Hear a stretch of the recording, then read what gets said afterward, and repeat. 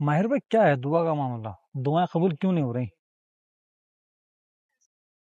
ہمیں سب سے پہلے نا دعا کا طریقہ معلوم ہونا چاہیے، جس سے ہم لوگ پہلے سے ہی محروم ہیں۔ اور اس کی ایک سب سے بڑی وجہ یہ بھی ہے کہ جو پہلے محفلیں ہوا کرتی تھی، علماؤں کی صحبت میں لوگ بیٹھا کرتے تھے، اور یہ علماء کی صحبت اتنی بڑی صحبت ہے، میں اگر اس کا جواب دینا چاہوں گا تو ایسے دینا چاہوں گا کہ جتنے بھی صحابی گزرے اس میں حافظ قرآن بھی تھے، اس میں عالم بھی تھے، لیکن ان کو جو لقب ملا ان کو کہا گیا صحابہ۔ انہیں عالم بھی کہا جا سکتا تھا، انہیں قاضی بھی کہا جا سکتا تھا، اور بھی بہت سارے مرتبے ہیں، بہت سارے پروفیشن ہیں جو ان کو نام دیا جا سکتا تھا، لیکن انہیں صحابہ جو کہا گیا وہ انہیں اس وجہ سے کہا گیا بیکاز انہوں نے ہمارے نبی پاک صلی اللہ علیہ وسلم کی صحبت اختیار کری تھی، تو وہ صحبت کی وجہ سے انہیں صحابہ کہا گیا۔ اب صحبت ہوا کرتی تھی جب تک، جیسے علماء کی صحبت میں پرانے بزرگ لوگ بیٹھا کرتے تھے تو وہ کریم لے کے اٹھتے تھے وہاں سے۔ علماء سینکڑوں پیجز پڑھنے کے بعد میں جو کریم، جو نچوڑ، جو عرق ہوتا تھا وہ اپنے سننے والوں کو، اپنے سامعین کو وہ پیش کیا کرتے تھے، جو لوگ آسانی سے سمجھ بھی جاتے تھے کیونکہ وہ اتنے پڑھے لکھے نہیں ہوتے، تو انہیں موٹی موٹی بات بتا دی، بھئی ہاں یہ ہے، اس کا نچوڑ یہ ہے، بس یہ بات ہے، تو ان سے ان کے علم میں اضافہ بھی ہوتا تھا۔ آج حالت یہ ہے کہ ہمارے پاس ٹائم تو نہیں ہے کتابیں پڑھنے کا، اور ہم علماء سے بھی دور ہیں۔ ہم کن چیزوں میں لگے ہوئے ہیں کہ بھئی اس عالم نے ایسے بتایا، اس عالم نے ایسے بتایا، یار اگر یہ دونوں عالم ہیں تو ان کی باتوں میں فرق کیوں ہے؟ ہمیں سمجھنا چاہیے جب ہم چھوٹے ڈاکٹرز کے پاس جاتے ہیں تو اس کا طریقہ الگ ہوتا ہے۔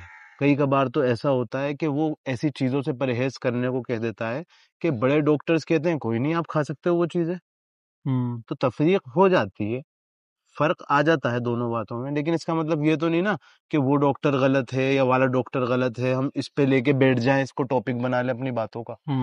آج ہم نے اپنے عالموں کو لے کر اتنا اختلاف کر لیا ہے کہ بھائی وہ یہ معاملہ کر رہے ہیں، وہ یہ معاملہ کر رہے ہیں۔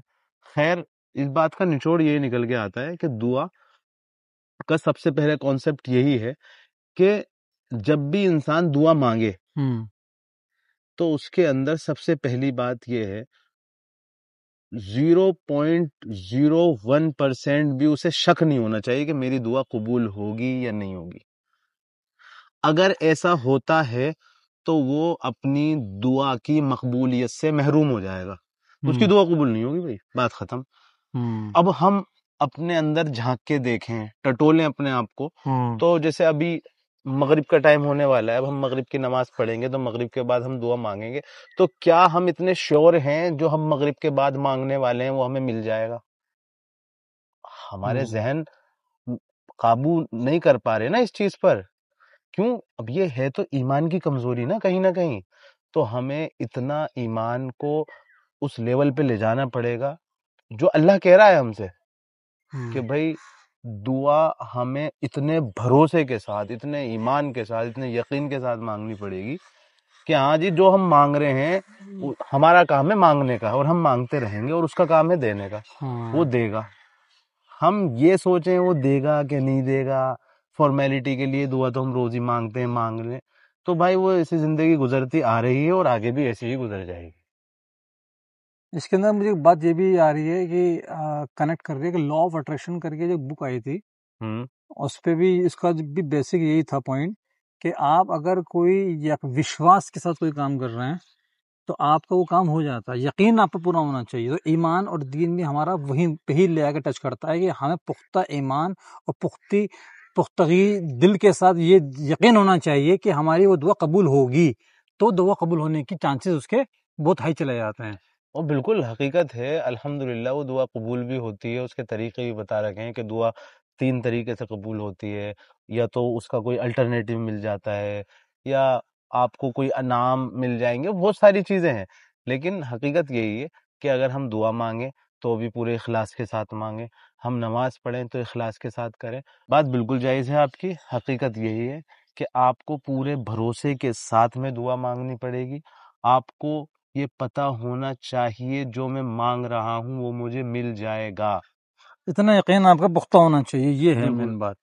اب آپ اللہ نے الحمدللہ شعور دیا آپ کو، تو آپ کو بہتر ہے، آپ کو پتا ہے کہ میرے لیے کیا بہتر ہے، اسلام کے حساب سے کیا جائز ہے، کیا حلال ہے، مجھے کیا مانگنا چاہیے جو مجھے مل جائے گا. اور اللہ کے خزانوں میں تو کوئی کمی نہیں آ سکتی نا. بتا ذرہ برابر بھی حیثیت نہیں ہے اس کائنات کی اللہ کی نگاہ میں، تو اس کے لیے تو کچھ بھی دینا آپ کو جو ہے بڑی بات نہیں ہے. ابھی بالکل اوم پوری کا میں ایک انٹرویو دیکھ رہا تھا، اس میں کہا کہ اوم پوری نے اپنے بچپن کے اندر بھی چائے بیچی ہے.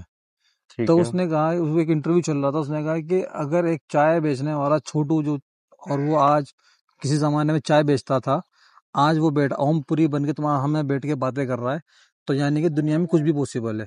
ایلون مسک کا اگزامپل لے لیں آپ، ہمارے مودی جی کا اگزامپل لے لیں آپ. نہیں، بالکل حقیقت بات ہے.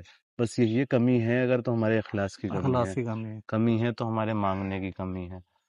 ہمیں اس چیز کو ماننا چاہیے کہ اس نے ہمیں پیدا کرا، ہمارا کوئی مالک ہے، اور مالک کا کام ہوتا ہے دینے کا، نوکر کا کام ہوتا ہے مانگنے کا. بس سیدھا سا پریکٹیکل بات یہ ہے.